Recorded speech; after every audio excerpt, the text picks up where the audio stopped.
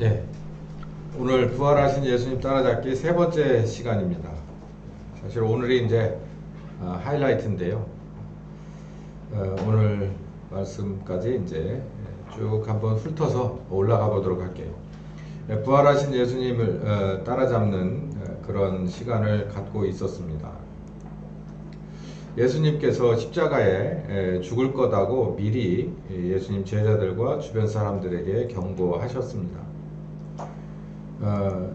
뭐 아주 구체적으로 경고하시면서 떠날 것을 근심하는 제자들에게 그럴 필요 없다, 근심하지 마라 라는 얘기도 해주셨고, 보혜사께서 오셔서 너희와 함께 하실 것이다, 걱정하지 마라, 그분이 너희를 보호하고 함께하며 가르쳐 줄 것이다, 뭐 내가 사실 하는 것보다 훨씬 더 잘하게 될 것이다 라고 말씀도 해주셨습니다. 그분이 오셔서 나를 정말 내가 너희들에게 나를 보여주고 가르쳐 준 것보다 더 자세하게 아주 세밀하게 가르쳐 주실 테니 걱정 마라, 이런 얘기를 했죠. 제자들이 그렇게 하시겠구나 라고 믿는 데까지도 갔지만, 사실 상황이 발생하자 제자들은 배신하고 도망가고 뭐 정말 대놓고 세 번씩이나 부인한 베드로를 볼 수 있고, 그 나머지 제자들도 거의 비슷했습니다. 두려워서 떠나거나 숨었죠. 예수님이 부활하신 다음에 첫 번째로 하신 일은 배신하고 도망가고 부인한 제자들을 하나씩 찾아다니면서 부활하신 사실을 분명하게 증거해 주셨습니다. 그래서 봐라, 내가 이렇게 죽었지만 이렇게 부활했다. 봐, 여기 이렇게 못이 박혔고 여기에 이렇게 창에 찔렸는데 내가 분명히 이렇게 다시 살아서 너희들 앞에 왔다. 이렇게 증거하시는 사실 증거를 해주셨어요. 이렇게 하신 이유는 원래 이렇게 부활할 거다라는 그 얘기도 미리 예언하시기도 했지만, 사망에 대한 그 두려움을 이렇게 반감시켜 주려고 한 거죠. 극복하라고 보여준 겁니다. 그 예수님이 십자가에 죽고 부활하신 것을 본 제자들의 반응이 그래도 나름 놀라운 반응이 있긴 있었어요. 그런데 또 그것만 가지고 이들이 온전하지 못했습니다. 그래서 두 번째는 성경을 깨닫게 해주는 일을 하셨습니다. 예를 들면 엠마오로 내려가는 두 제자들을 다시 예루살렘으로 이렇게 되돌이킬 수 있는 그런 일을 하셨는데, 그 과정에서 성경을 이렇게 깨닫게 해주시는 거다. 그래서 지난 시간에 이 성경은 곧 우리 신앙생활의 내비게이션과 같은 거다.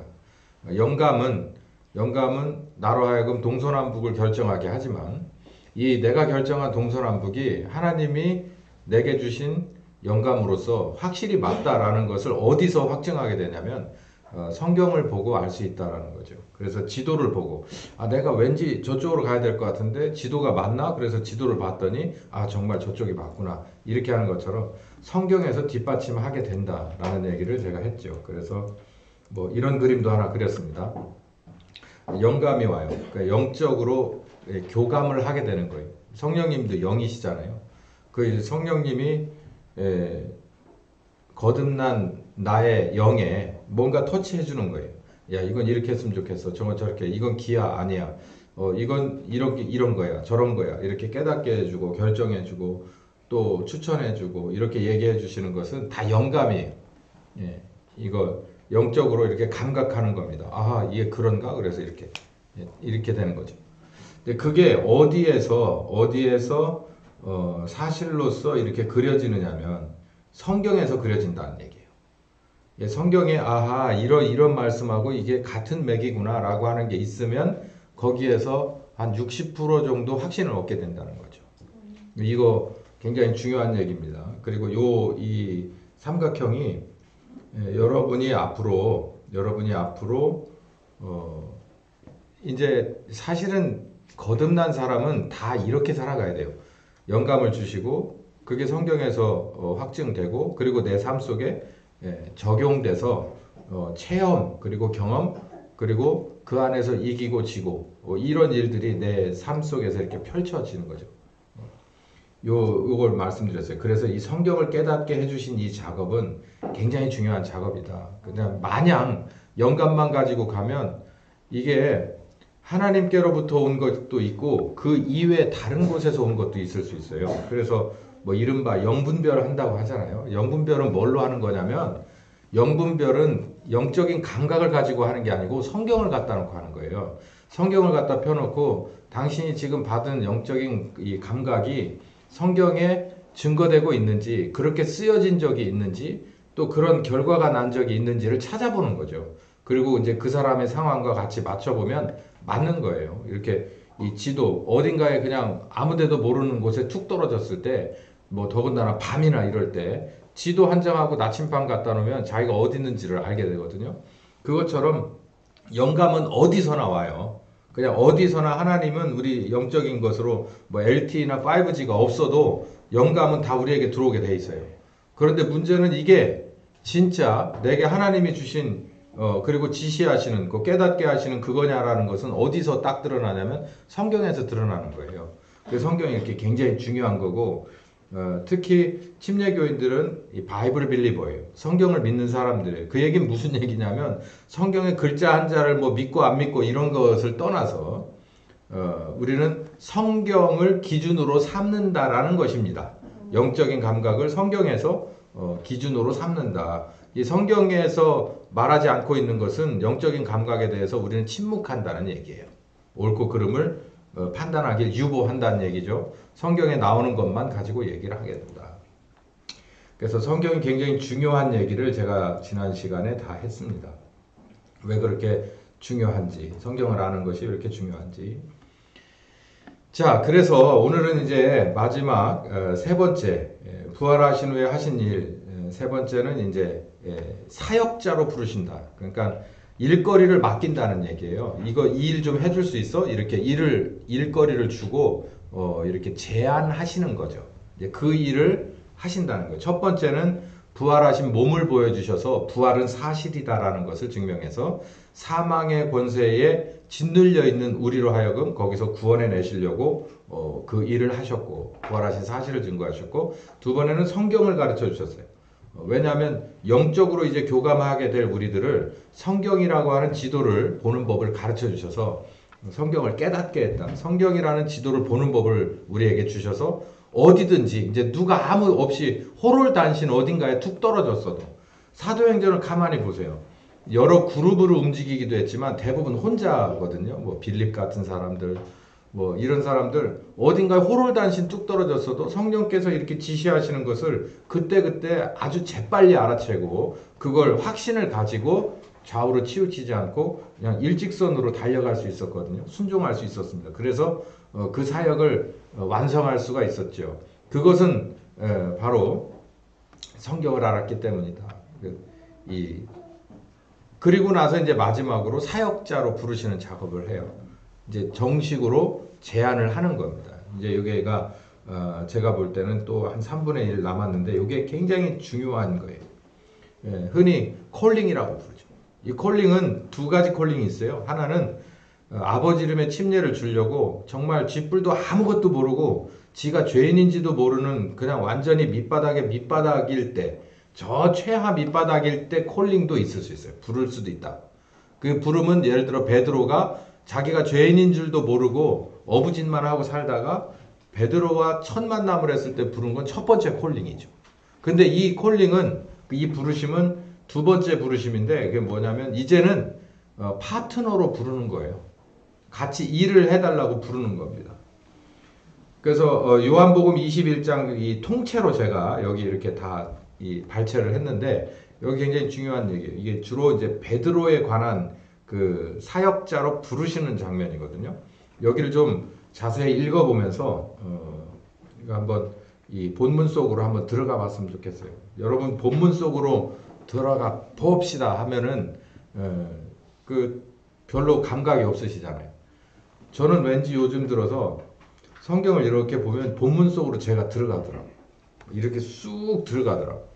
그래서 그 장면 안에서 뭐가 펼쳐지냐면 그 영화 그 감독들이 여기 이렇게 있는데 화면을 보다가 화면 속으로 쑥 들어가는 것처럼, 배경이 영화가 시작되면은 그 보는 시청자가 쑥 들어가는 것처럼 저는 이 안으로 쑥 들어가는 것을 느껴요.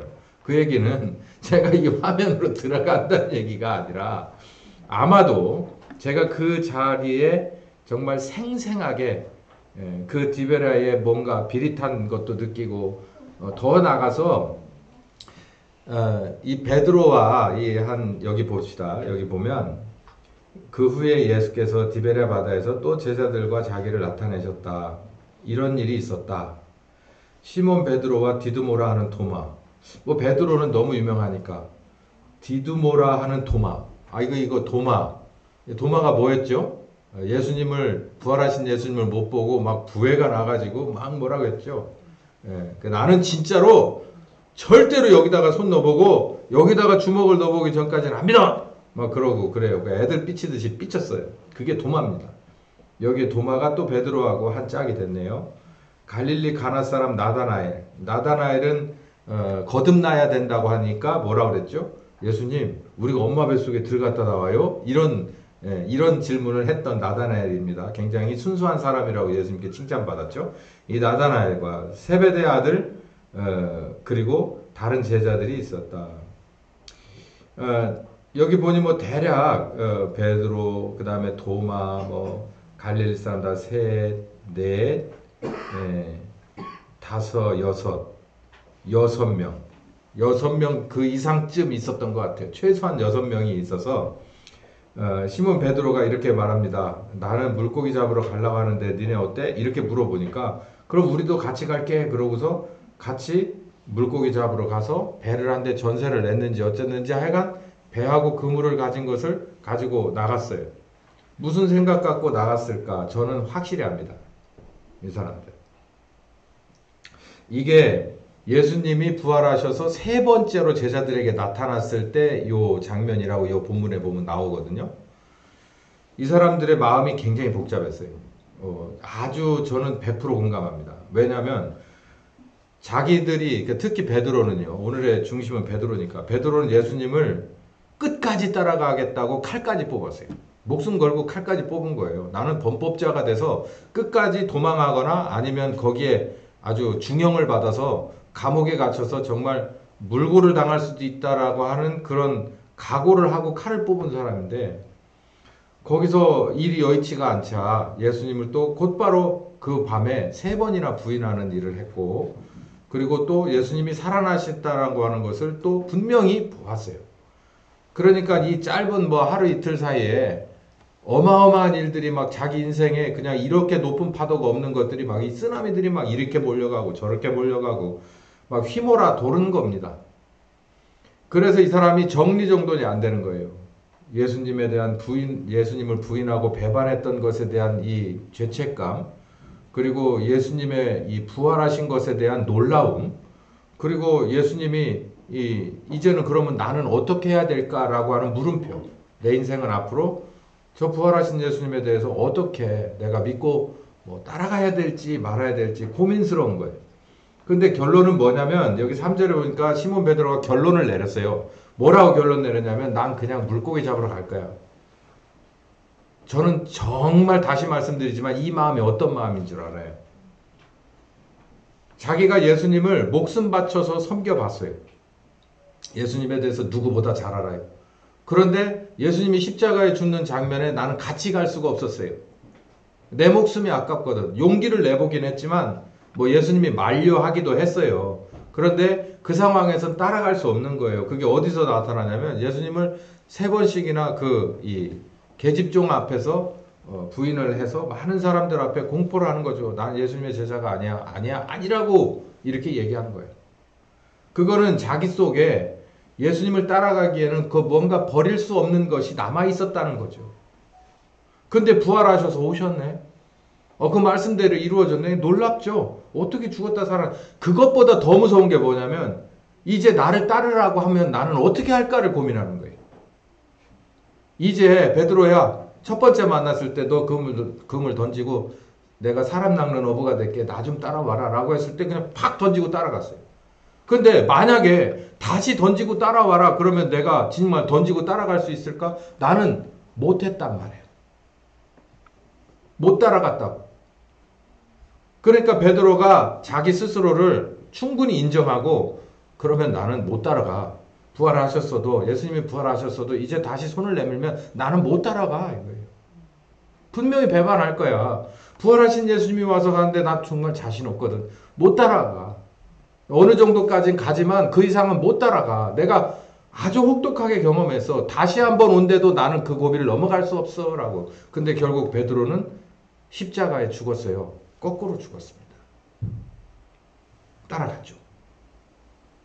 어쨌든 그렇게 되기 전에 베드로는 자기를 정직하게 알았습니다. 그래서 못 따라가라고 결정을 한 거예요.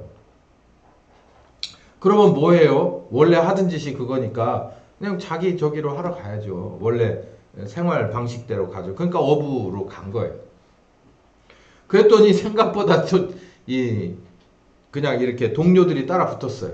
그러니까 이 사람들도 내내 마음이 다 비슷했었어요. 그래서 이제 따라갔는데 여기 4절 보니까 똑같은 결과가 원위치로 돌아간 제자들 똑같은 결과 언제처럼 예수님을 처음 만났을 때처럼 아니 어부가 나가서 매번 만선이겠습니까? 뭐 반선일 때도 있고 3분의 1선일 때도 있고 아무것도 못 잡은 날도 있겠죠. 근데 예수님을 만난 그날처럼 참 유독히 정말 날이 밤새도록 고기를 잡았지만 잡지 못했다라고 돼 있어요. 날이 새어갈 때, 그러니까 미명에 이른 새벽에 예수께서 바닷가에 이렇게 서서 쳐다보는데 제자들이 예수님인 줄은 몰라요. 뭐 너무 이제 침침한 거고 자기네들 어떻게든 한 마리라도 더 잡으려고 노력했겠죠. 이 상황은 예수님을 처음 만나는 상황과 똑같아요. 그 뭐를 말하냐면 원위치로 돌아가니까 예전의 나로 똑같이 돌아가 버린 거예요. 뭐 그런 그냥 고기 한 마리 잡으면 행복하고 못 잡으면 애들한테 와이프한테 면목 없고 뭐 그런 삶으로 그런 무엇을 입을까 먹을까 마실까 그냥 그 삶으로 푹 빠져 돌아가기로 결정을 하고 내가 뭐 거기서 뾰족한 수 있겠어? 그리고 돌아가고자 했더니 진짜 그렇게 돼버렸어요. 예수님이 이제 말을 걸기 시작합니다. 처음에처럼 그물을 오른편에 한번 던져봐. 그러니까 정말 한번 던져봤어요. 그랬더니 정말 고기가 많이 잡혔습니다. 뭐 여기 153마리가 잡혔는데 그물이 찢어지지 않을 정도였다. 그러니까 눈치가 빠른 이 예수님을 사랑하는 그 제자에게 요한을 말하는 거죠. 요한이 베드로에게 말합니다. 예수님이야. 그러니까 베드로가 옷을 이렇게 다시 주섬주섬 입고 그냥 이 배에서 내려서 해변가로 막 먼저 나갑니다. 이게 여기 보면은 이 배가 어느 정도 이렇게 나갔기에 그 그물 치고 하는 거기에서 베드로가 뛰어내려 갔을까라고 하니까 여기 보면 뭐 한 50간쯤 된다는데 50간이 한 100m 조금 넘었던 것 같아요. 그래서 깊은 바다로 들어간 그 깊은 속으로 수심이 깊은 쪽은 아니고 그냥 어지간히 내려서 올 만한 것이었던 것 같아요. 그래서 이제 베드로가 뭐 예수님이라고 하니까 그냥 옷을 주워 입고 막 이렇게 내려와서 예수님을 앞에 갑니다. 그리고 제자들은 153마리를 이렇게 그물을 잘 간수해가지고 뒤늦게 예수님 앞으로 오죠. 육지에 올라보니 숯불을 하나 피워놓으셨어요. 그리고 그 위에 생선도 있고 떡도 있어요. 그러니까 아침을 해놓은 거죠. 우리 남전도회가 지금 해놓은 것처럼 살짝 뭔가 좀 해놓고 있는 거예요. 참 눈물 나는 장면입니다. 이 장면을 가만히 생각하면 마음에 막 저기가 있어요. 뭐 때문에 그러냐면 예수님의 마음이 참 그래요. 저것들 분명히 이렇게 나가면 뻔한 이 결과가 있을 거야. 그러면 내가 뭘 해줘야 될까 생각한 거야. 엄마처럼. 그 두 아들 중에서 하나가 유산 달라고 그래서 나갔을 때 아버지가 저 앞에 가서 실패하고 돌아올 아들을 그렇지 않았으면 좋겠지만 결국은 돌아오게 될 아들을 기다리고 있었잖아요. 여기도 보니까 결국은 이 아들이 그냥 스스로 자기들이 자신감이 없어서 놓고 다시 원래 뱃사람으로 돌아갔는데 분명히 얘네들 이런 식으로 될 거야 라는 걸 알고 미리 여기에 이렇게 뭔가를 해놓고서 기다리는 예수님의 심정이에요. 두 가지죠. 그 못난 것들 그냥 잘라내버리시지. 저것들 고쳐서 언제 또 쓰시려고. 자, 그럼에도 불구하고 너희들을 다시 한번 보러 왔다는 거예요. 그냥 올 수 없어요. 그래서 불도 피워놓고 뭐 떡도 좀 구워놓고 얼마나 그 바닷가에서 밤새도록 뭐 제대로 마시고 먹지 못하고 추웠을 텐데 와서 불가에서 뭔가 이거 참 먹어본 사람들은 알죠. 참 그걸 이렇게 준비해 놓고 기다리셨어요. 고기 잡은 거 있으면 좀 갖고 와봐. 생선 좀 가지고 와봐. 시몬 베드로가 올라가서 이제 그물에 찢어지지 않은 153마리가 얘기가 나옵니다. 그래서 예수님이 이제 야, 아침 먹자. 제자들이 유구무원이에요. 떡도 나눠주고 생선도 나눠줍니다. 아무도 말없이 그 떡을 먹고 그 생선을 먹고 있어요. 불 옆에서. 여러분 상상해 보세요. 제자들이 다들 눈짓으로만 이렇게 하지 말을 못해요. 되풀이된 결과 빈어망, 그나마 예수님 덕에 뭐 좀 잡고 다시 물가에 나온 제자들은 입은 있지만 말을 못해요.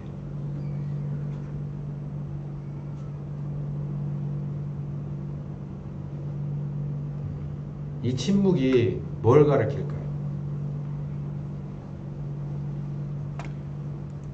식사를 얼마나 하셨을까요? 이제 식사가 끝난 뒤에 조반 후에 시몬 베드로에게 탁 찍어서 예수님이 그렇게 물어봅니다. 시몬아, 네가 나를 사랑하냐?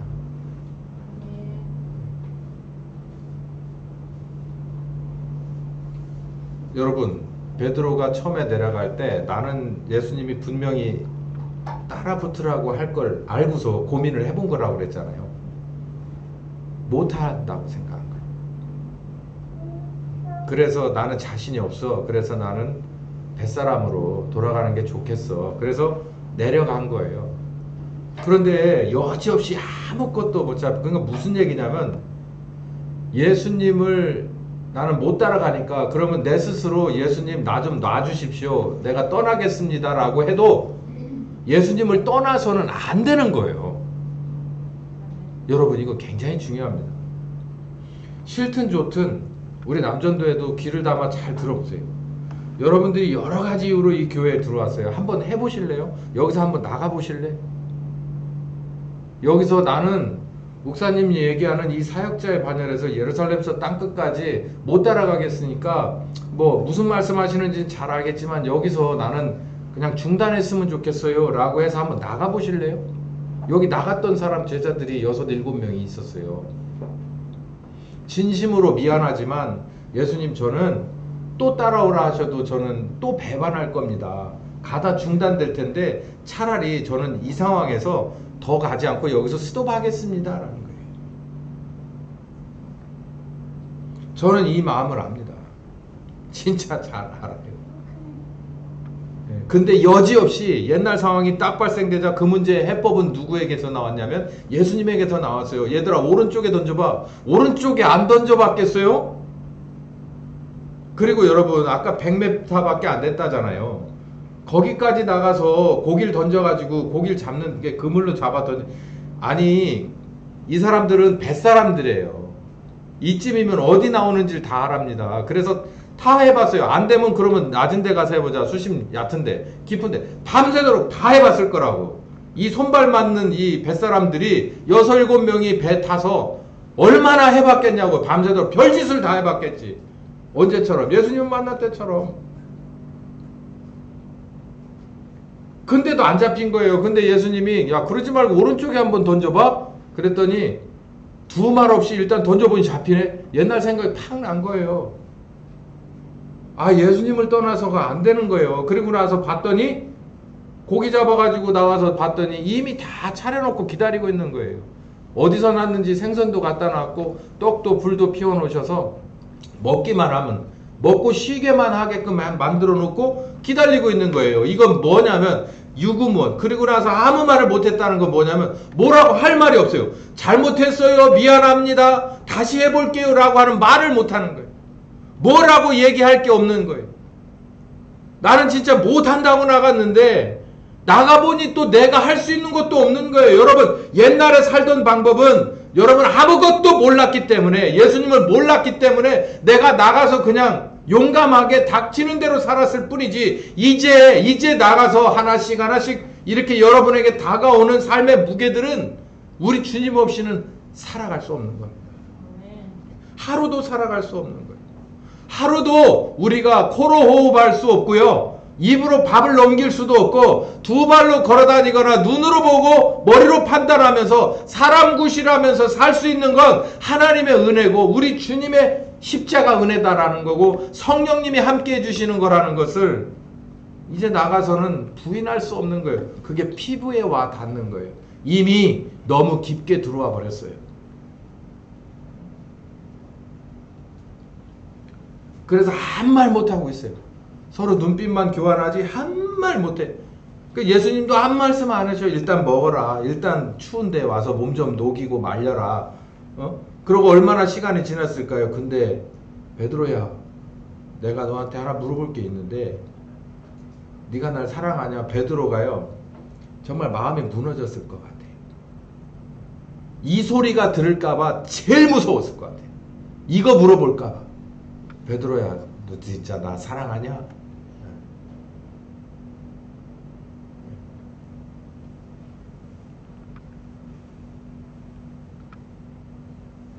여러분 이게 베드로가 여기 보면 그냥 내가 주님 사랑합니다라고 얘기를 하잖아요. 이 사랑합니다의 무게가 얼마나 무거운 거냐면 정직하게 거짓말하지 않고 말한 겁니다. 사랑합니다. 거기에 뭐가 줄었냐면 사랑하기는 하는데요. 제가 주님을 사랑하면 뭔가를 해드려야 되는데 그럴 자신은 없어요. 그래서 떠나려고 했어요. 그랬더니 뭐라 그러냐면 내 양을 먹여라.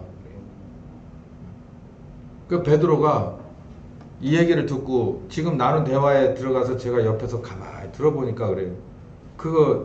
이게 역지사지, 이게 내라고 생각을 하고 입장을 바꿔놓고 생각을 해서 베드로가 참 이게 생각이 복잡했겠다. 난 자신 없는데 어린 양을 먹이래. 또 두 번째로 그렇게 말합니다. 요한의 아들 시몬아, 네가 나를 사랑하냐? 그 진심으로 말하죠. 사랑합니다. 그런데 속으로 내가 뭘 해드릴 수 있을 만큼 용기도 없고 힘도 없고 능력도 없고 결단력도 없고 분별력도 없습니다. 내 양을 쳐다보고 그러니까 보호해달라고. 어린 양은 먹여주고 양들은 보호해달라고. 세 번째 또 비슷한 얘기를 합니다. 요한의 아들 시몬아, 네가 날 사랑하냐? 그러니까 이제 베드로가요 너무 힘든 거예요. 자꾸 부담은 줘. 내가 사랑하긴 하는데 내가 뭔가를 해드릴 수 있을 만한 능력이 내 손에는 없어요. 그런데 뭘 해달라고 얘기를 해요. 주님 내 사정 다 아시지 않습니까? 이 얘기를 해요. 여기에 보면 베드로가 근심하여 가로되 주여 모든 것을 아시오매 내가 주를 사랑하는 줄 주께서 아시지 않습니까? 사랑하는 줄은 알아도 아무것도 못하는 놈이라는 것도 아시지 않습니까? 이 얘기예요. 예수께서 가라사대 내 양을 먹여라. 내 어린 양을 먹여라. 내 양을 보호해라. 내 양들을 먹여라.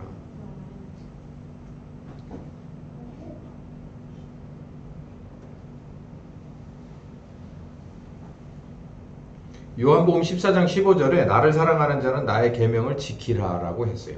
예수님이 주신 계명이 하나가 있습니다. 사랑의 계명이죠. 내가 너희를 사랑한 것처럼 너희도 서로 사랑하라. 그러니까 네가 나를 사랑하냐라고 물어봤잖아요. 그러니까 내가 사랑해요 라고 얘기하니까 그러면은 내 계명을 지켜라. 그 계명이 뭐냐면 내 어린 양을 먹이고 내 양을 치고 내 양을 먹여라 라는 거예요. 그러니까 내가 너에게 임무를 줄 테니까 그 임무를 네가 수행을 해. 이 얘기예요. 네가 날 사랑해? 그럼 내가 너에게 일거리를 줄게. 이게 나라고 생각하고 은혜를 보답할 네가 진짜로 사랑한다고 고백한 나라고 생각하고 이 양을 먹였으면 좋겠어. 이 양을 보호해 줬으면 좋겠어 라고 얘기하는 거예요. 예수님을 사랑하는가? 예수님이 맡은 일을 해라. 그러면 그 예수님이 맡겨준 그 일은 누가 되는 거예요? 네가 날 사랑하냐? 그러면 이거 좀 해줘. 이거 좀 닦아줘. 그러면 이 자체가 내 사랑의 대상이 되는 거예요. 예수님의 사랑에. 내가 예수님을 사랑해. 이렇게 한번 여러분도 생각해 보세요. 여러분 옆에 있는 사람한테 내가 이 사람을 정말로 존경하고 이 사람을 사랑하고 뭐든지 다 해줄 수 있을 것 같아. 그래서 서로 얘기하다가 여보 당신이 날 그렇게 사랑해? 그러면 청소 좀 해줘. 그럼 우리가 그러지 에이 그러지 않아요. 에이 그거 왜 청소를 해달라고 그래. 뭐 당신 뭐 옷을 사줄게 뭘 사줄게 할 수 있잖아요. 근데 됐고 나는 그거 다 있어. 근데 이거 좀 깨끗하게 정리정돈 좀 해줬으면 좋겠어. 여기 들어가서 옳고 그름을 네가 밝혀줬으면 좋겠어. 저 어린애들을 네가 잘 가르쳐줬으면 좋겠어.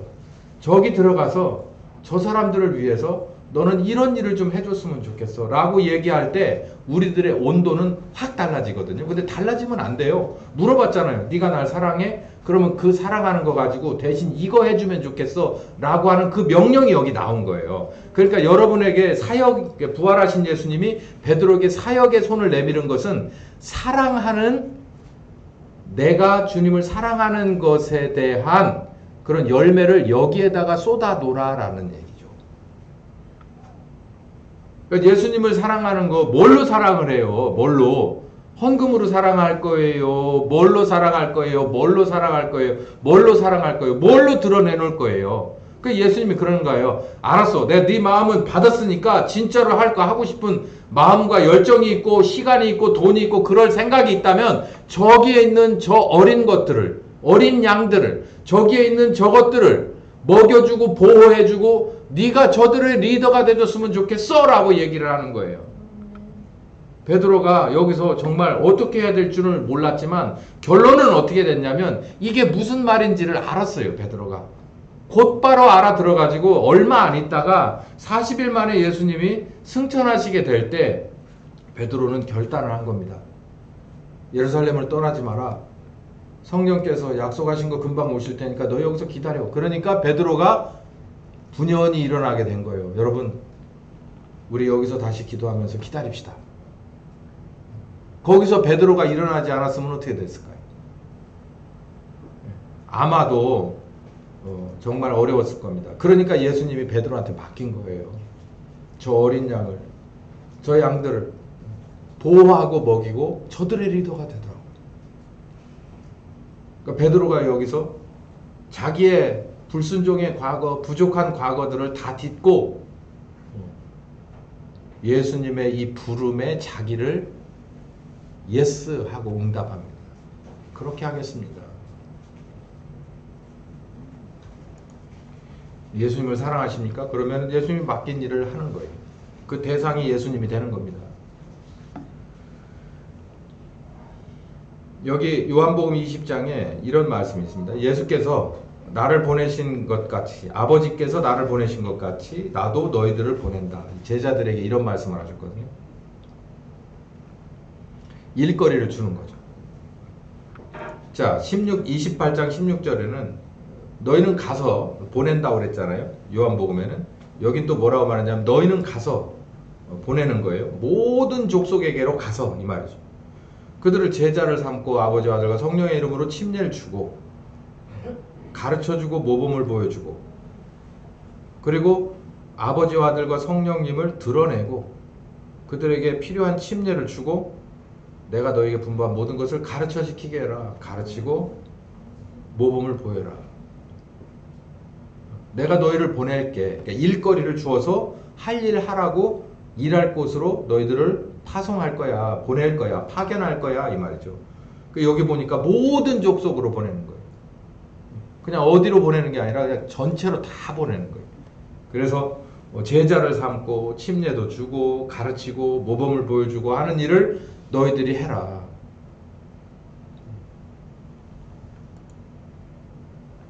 예수님이 추수를 위해서 일꾼을 보내신다라고 마태복음 3장에 미리 얘기해 놨습니다. 누가? 침례 요한이.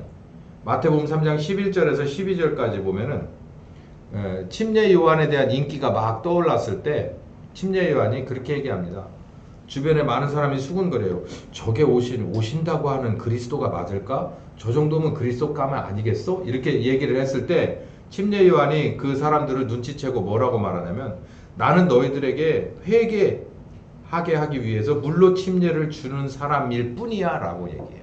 내 너희들에게 할 수 있는 건 구원이 아니라 회개케 하는 것밖에는 안 돼. 그렇지만 내 뒤에 다른 분이 오시는데 그분은 나보다 훨씬 더 능력이 많으셔서 그분은 성령과 불로 너희에게 침례를 주실 것이다. 이 성령과 불로 하니까 이 단어도 굉장히 오염됐거든요. 성령과 불로 침례를 주실 것이다. 제가 지난 몇몇 주간에 계속해서 성령과 불에 관한 얘기를 해드렸죠. 이 성령과 불로 침례를 주는 분이고 여기 더 나아가서 손에 키를 들고 자기의 타작마당을 정하사. 그러니까 뭐냐면 추수하시는 그런 일에 있어서 이분이 탑이라는 거예요. 이분이 주인이라는 거예요. 추수의 모든 것의 시작과 끝은 이분이 알아서 하신다는 거예요. 추수를. 정하사 알곡은 모아 곳간에 들이고 쭉정이는 꺼지지 않는 불에 태울 것이다 라고 하는 거예요. 이거는 두 가지 의미가 함축되어 있는데 뭐냐면 손에 키를 들고 타작마당을 정하여서 알곡을 모아들이고 쭉정이는 불에 태우는 말 그대로 추수라고 하는 일에도 의미가 있지만 여기 보면 이 두 가지가 한 세트입니다. 그러니까 회개케 하는 침례, 이 물침례는 인간 구원의 시작이에요. 회개하고 복음을 믿어서 거듭나게 하는 이게 침례 요한이 한 이 일은 하나님의 구원 작전의 첫 50%예요. 그리고 나머지는 이제 추수하시는 작업으로 가는 거예요. 그래서 둘이 같은 일을 하고 있어요. 성경은 이 침례 요한을 누구라고 말하냐면 죽지 않고 하나님에게 올라간 엘리야라고 얘기하죠. 엘리야가 온 거라고 얘기해요. 그래서 그 침례 요한이 아버지 하나님의 일을 반절하고 그리고 나머지 것을 누가 하느냐면 예수님이 그리고 성령님이 50%의 추수를 하신다. 심고 거둔다는 얘기죠. 이 일을 하려고 일꾼을 부르신다는 거예요. 일꾼을. 누구하고 보조 맞출. 이 일을 하실. 그러니까 침례 요한의 일을 위해서 보조 맞춘 일꾼이 있고 예수님의 일을 위해서 보조 맞추는 일꾼이 있는데 여기 베드로는 예수님의 일에 보조를 맞추려고 부르심을 받은 사람이다라는 거예요. 그 우리도 침례 요한의 그런 일을 위해서 부르심을 받은 사람이 아니라 예수님의 마지막 일을 위해서 부르심을 받은 사람이라는 것을 우리는 아는 거예요. 알아야 되는 거예요. 그래서 예수님이 이들을 찾아갈 수밖에 없었어요. 여러분 여기서 딱 한 가지만 제가 정말 감사하고 놀라운 것이 뭐냐면 예수님이 하시려고 하는 일이 그렇게 사사로운 일이 아닙니다. 그러니까 배고프고 못 입고 못 마시는 사람들에게 뭔가를 조금 해주려고 하는 그런 차원의 일도 엄청나게 큰 일이죠. 우리 살면서 정치 잘하면요 역사에 기록됩니다. 뭐 몇몇 가지만 가지고도 역사에서 수백 년 그 이상도 갈 수가 있어요. 그런데 이 예수님이 하시려고 하는 일은 뭐냐면은 사람을 완벽하게 바꾸는 거야. 구원이고 천당이 뭐 이렇게 얘기하니까 세상 사람들은 감각이 없잖아요. 우리들조차도 감각이 없으니까. 근데 예수님이 하시려고 하는 일은 뭐냐면 사람을요 완벽하게 새로 만드는 거예요. 완벽하게. 육체적으로 보면 아주 잘못된 중독과 습관에 빠진 사람을 장로로 만들고 목사로 만들고 선교사로 만드는 거예요. 영적으로 보면 온갖 것을 생각하는 것마다 반대편, 이 어둡고 정말 나쁜 생각만 하던 사람, 그런 것만 모의하는 데 있어서 머리도 잘 돌아가고 마음도 완악한 사람이 완벽하게 아주 깨끗한 사람으로 바꿔놓는 거예요. 완벽하게 바꿔놓는 거예요. 그 일을 누가 하시느냐? 하나님이. 사람들은 그렇게 일축해버려요. 사람은 쉽게 바뀌지 않아. 사람은 사람이 새롭게 만들 수 없어. 근데 하나님은 만듭니다. 하나님은. 그 일을 하시는 거예요. 이게 왜 중요하냐면 같은 사람으로서 이 사람은 정말 하상에 쓸모가 없는, 나에게는 정말 관계하기에는 너무 미달이야 라고 하면 피해버리면 그만이에요. 우린 그냥 피해버리면 된다니까. 남들이 나를 볼 때도 내가 얼마나 그들에게 중량감이 있는지 모르지만 내가 볼 때 싫은 사람은 피하면 그만이에요. 결혼했다도 이혼을 하면 그만이에요. 서로 계약을 했다도 파기하면 그만이에요. 아니면 아예 시작을 안 하면 그만이에요. 사람은 그런 식이에요. 근데 여러분 가만히 생각해봐요. 그런 우리가 생각할 때 인간 패급들, 내가 생각하는 인간 패급들을 다 밀어놓는다면, 남들이 볼 땐 나도 그렇겠지만 다 밀어놓는다면 그 쓰레기들은 어디다가 어떻게 합니까? 그거 우리는 모르지 이렇게 말하죠. 하나님 입장에서는 그렇게 받아들일 수가 없는 거예요. 하나님 입장에서는 모두를 자기가 만들었기 때문에, 모두를 사랑하기 때문에 이들을 위한 득단의 대책이 나와야 되는 거예요. 그게 바로 예수님의 십자가로 이들을 새롭게 만드는 일을 시작하는 거예요. 그 계획을 하셨고 그 아들이 그 일에 십자가를 진짜로 지셨고 그 다음에는 와서 회개케 하는 침례를 주고, 그리고 성령과 불로 이들을 새롭게 만들어서 하나님이 이제는 어디다 내놔도 다시 만든 새 사람을 만드는 이 거대한 작업이죠. 이게 사사로운 작업이 아니에요. 인간은 워낙이 우주보다도 우주를 새로 만드는 게 쉽지 사람을 새로 만드는 일이 이게 어려운 일입니다. 그런데 이 일을 계획을 해서 이 일의 마지막 부분인 성령과 불로 침례를 주고 추수하는 작업에 있어서 내가 너희를 같이 파트너로 쓰겠다라고 했을 때 첫 번째로 부르신 사람이 베드로라는 말이에요. 지금 2023년에 우리들에게도 그 손이 내밀어져 있다는 거예요. 예. 우리는 너무나도 큰 일이기 때문에 이게 얼마나 의미가 있는지, 이게 얼마나 중요한지, 내 인생에 있어서 이게 정말 얼마나 행운인지 이거에 대한 생각이 없어요. 여러분은 어떤 일이, 어떤 손이 여러분에게 들어왔을 때 여러분은 진정으로 감사 감격하고 행운이라고 느끼며 덥석 잡겠습니까? 여러분의 직장에서 사장이 야 내가 2계급 승진시켜 줄 테니까 이거 해라 라고 하면은 그게 여러분에게 있어서는 굉장히 큰 의미입니까? 그럴 수도 있습니다. 근데 들어보십시오. 사람을 새롭게 만드는 일이에요. 사람 하나 새롭게 만들어 놓으면 그 사람이 저 세상에 나가서 얼마만한 영향력을 어떻게 펼칠 줄 아냐는 얘기예요. 역사 속에서는 하나님이 새로 만든 일꾼들이 눈에 보이게 보이지 않게 그때그때마다 있는 곳에서 빛과 소금으로서 역사의 획을 그었어요. 너무너무 규모가 큰 일이죠. 그런 일에 나를 베드로가 그래서 못한다고 한 거예요. 그래서 디베라 내려간 거예요. 나 그거 못해. 그런 일을 어떻게 해. 나 그거 못하겠어. 그러고 내려간 거예요. 충분히 이해한다니까요. 그 어마어마한 일, 나는 저는 그거 못해. 나는 그냥 나는 어부야. 그거 못해. 따라는 간다. 모를 때는 따라갔는데 알고 나서 내가 저 일은 못할 것 같아. 그러니까 나는 어부야. 그러고 어부로 가요. 그런데 거기까지 내려가서 기다린 거예요. 저놈들이 가봤자 안 될 텐데. 그러고서 다시 돌아올 때를 기다려서 네가 날 사랑하냐? 그러고 물어보고 이거 해라 이렇게 해서 일을 맡겨요. 베드로. 여러분 혹시 속으로 여러분 중에 이런 질문이 나오는 분이 있었으면 좋겠습니다. 아, 목사님 잘 알아듣겠습니다.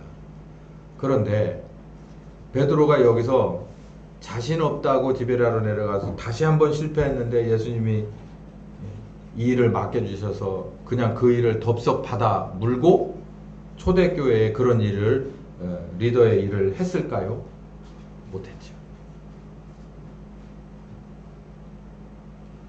그러나 제가 오늘 여러분께 말씀드리는 건 우리에게도 똑같은 손을 베드로에게 내민 손을 똑같이 우리에게도 내밀었다는 거예요.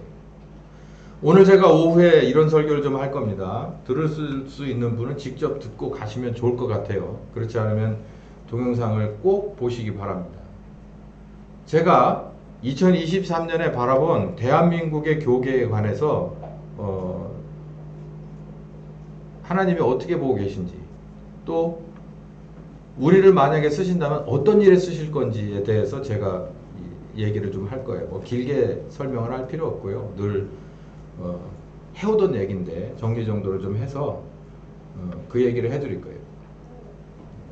그리고 나면 이제 베드로가 도망치던 베드로가 다시 일거리를 맡겨줬다 그래서 이거를 덥석 물고 그냥 그렇게 우뚝 서서 초대교회 담임 목사로 설 수 있었을까? 중간에 과정이 있죠. 굉장히 중요한 과정인데 그 얘기에 관한 것들도 아마 이제 내주나 이렇게 해서 풀어나가게 될 겁니다. 자, 오늘 일부 말씀은 여기까지 하겠습니다. 오늘 말씀을 정리하면서 같이 기도하려고 하는데요. 예수님이 부활하셔서 세 가지 일을 했어요. 첫 번째, 부활하신 당신의 몸을 보여서 확증을 해주셨고, 두 번째는 성경을 가르쳐 주셔서 중심 잡게 하셨습니다. 세 번째는 이제 일거리를 맡겼어요. 첫 번째, 두 번째 일이 끝나자 이제 일거리를 맡겼는데 그 일거리 앞에 정말 정직하게 나는 못하겠습니다 라고 나간 그 제자들의 한 무리를 디베랴까지 추적해서 따라가서 그들에게 손을 다시 한번 내밀고 그들을 다시 부르시는 장면까지 갔어요. 2023년에 우리 교회에도 여러분에게도 다 이 손을 내밀어 주셨다는 것을 다시 한번 말씀드립니다.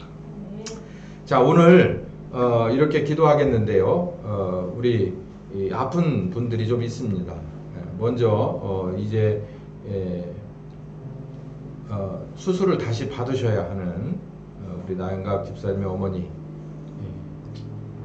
위해서 같이 기도하고, 또 우리 윤경 전사님의 이렇게 순조로운 회복과 그리고 이렇게 갓난 아이의 건강과 또 나머지 우리 김지영 전사님과 두 아들들이 또 그리고 우리 윤경 전사님 어머니까지 정말 같이 힘든 과정에 있습니다. 그래서 하나님, 이 두 환자를 그리고 또 가정을 위해서 기도하는데 하나님의 살아계신 것 늘 우리에게 보여주듯이 이런 고비마다 우리 주님 앞에 정말 우리 주님의 은혜 말고는 해결 방법이 없다는 것을 굳게 고백하고 믿으면서 나갑니다. 우리 주님 귀한 은혜를 덧입혀 주시옵시고 정말 수술 이번에는 정말 깨끗하게 잘 받을 수 있도록 우리 주님 간섭하여 주시옵시고, 또 우리 윤경 전사님과 그리고 모든 가족들이 건강함을 찾고 자기 위치를 잘 찾아서 회복되고 성장할 수 있는 가정이 되길 바랍니다. 우리 같이 기도합시다. 감사하신 주님, 귀한 말씀을 주셔서 감사합니다. 우리에게 정말 자신감 없는 우리에게 이 말씀을 주셨습니다. 어쩌면은 이 말씀을 들으면서도 마음은 더 무겁고 무엇을 어떻게 해야 할까, 이 내민 손을 나는 어떻게 해야 될까라는 그런 걱정이 앞섭니다. 그러나 성경을 보니 그랬던 이 사람들, 특별히 베드로가 이제 얼마 지나지 않아서 자기의 몸값을 제대로 했다는 것을 우리는 보고 믿습니다. 주여 아버지, 우리도 그런 사람들로 모두 만들어주시고 이 교회도 그렇게 될 줄을 믿습니다. 오늘 이렇게 부활하신 예수님에 관한 말씀을 우리에게 주셨는데 이 말씀에 힘입어 의지하여서 두 사람을 그리고 가정을 놓고 기도합니다. 아버지, 이제 다시 수술을 받게 됩니다. 주님 불쌍히 여겨 주시옵소서. 주여 아버지, 또 이렇게 이제는 산모와 그 가정을 위해서 기도합니다. 주여 아버지, 그들도 불쌍히 여겨 주시옵소서. 귀한 은혜를 주시옵소서. 여러 가지 모양으로 주시옵소서. 수술 받을 때 검사도 잘 받게 하시고, 주여 아버지, 집도하는 자들에게 하나님의 귀한 능력 덧입혀 주시옵시고, 여러 가지 것들이 다 합력하여 손을 이루고 잘 회복될 수 있는 은혜로 주여 인도하여 주시옵소서. 그리고 또 이렇게 이제 산모와 그 가정을 위해서 기도하오니 주여 아버지, 주님 엄마와 그리고 주여 아버지 어린아이를 그리고 그 가정 모두를 우리 주님의 은혜 가운데서 회복시켜 주시옵소서. 주여 사는 고통에서 회복시켜 주시고, 이제는 어린아이들의 건강을 회복시켜 주시옵시고, 없는 손길들 모두가 다 힘을 입을 수 있는 귀한